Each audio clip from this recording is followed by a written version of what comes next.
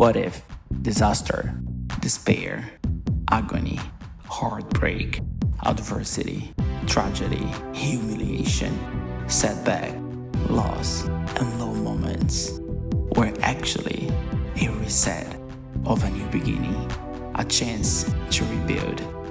No matter who you are, no matter what you have done, and what you have gone through, we serve an almighty God who can restore all things.